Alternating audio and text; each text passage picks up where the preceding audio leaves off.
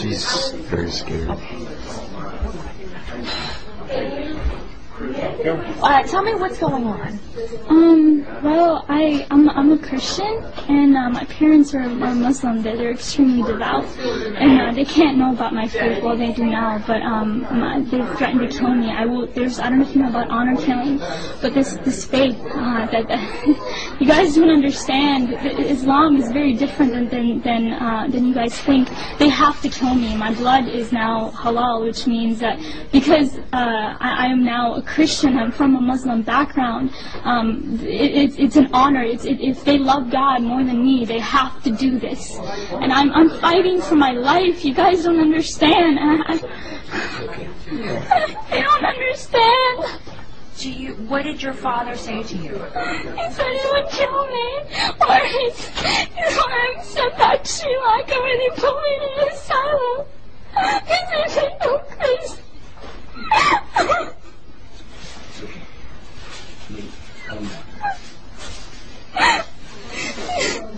I ran away from home.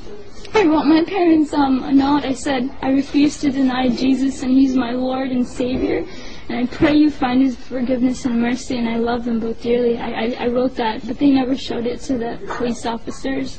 They want me back home. I can't go back to Ohio. You guys don't understand that community. That like, I will die within a week. Like, my life is at stake. My dad threatened me. I was ready to die. These were my thoughts, that I'll be a martyr for Christ. Let it be so. But the Lord led me here somehow through His grace. I rode on a bus for 27 hours to 30 hours to get here, and so it's been God's hand protecting me the entire time. And but I'm fighting for my life, so if prayers are appreciated. I don't know what, today's my birthday, my 17th birthday, and I might even die. I don't know what's gonna happen to my own life. Like, can you tell me why you ran away? I was threatened by my dad. When my dad found out, I had a Facebook, that's how he found out. And phone calls from the Muslim community started coming in with emails, and he confronted me, and I had a laptop, and he took that laptop and he waved it in the air, and he was about to beat me with it. And he said, if you have this Jesus in your heart, you're dead to me. You're not my daughter. And I refused to speak, but he said, I will kill you. Tell me the truth. And these words, bad words, he cussed words. And so I knew that I had to get away. A couple of weeks later, even I told my dad that I needed to learn more about Islam because I was scared. And I said that because when I had come to know the Lord, I dropped everything about Islam. I mean, I had to hide my Bible for years. I would go outside to pray. When my dad was asleep was when I went outside to pray. I snuck out to Christian prayer meetings in fear of my life. And finally, this day had come where I was confronting my dad.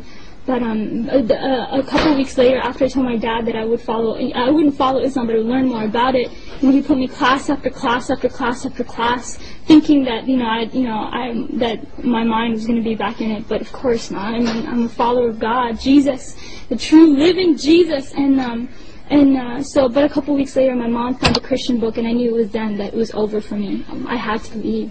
How did you end up in Florida here? What happened is that night I had to leave, so I left. That Saturday night, was it? It was Saturday night in the morning. I left to go to a friend's house, and I asked her, I begged her to take me to a church. I needed to get to church. I needed to pray. I needed to seek the Lord to know what to do. And so that entire day, from 7 in the morning to late at night, I prayed and prayed and prayed, and finally I was able to get a ride back home to the person's house. And then I stayed there Sunday night, because my dad was coming back home from his trip that night. And so I stayed there that night, and I just left. I hitchhiked to a bus station, and I got a ticket to Florida because I had met them through a prayer ministry on Facebook. And this was the farthest away from Ohio, and you don't understand. If I had stayed in Ohio, I wouldn't be alive. And so I was able to do that, and I called them from on the bus. I used random, nice people there that I was able to talk to, and I used their phone to call them, and then I came here.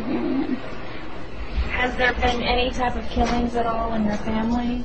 Have you ever seen anything like that? I'm not sure, but in 150 generations in my family, no one has known Jesus. I am the first one. So imagine the honor in killing me.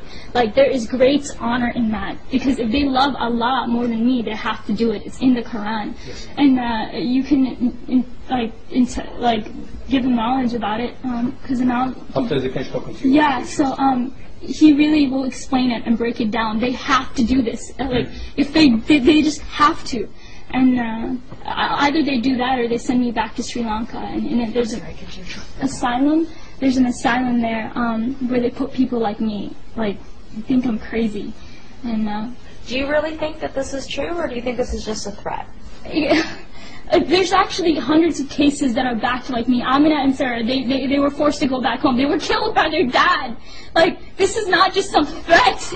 This is reality. This is truth. This is reality. How many more cases? If you want, there's case after case. There's hundreds of them. I am one. I am one of hundreds. They have to.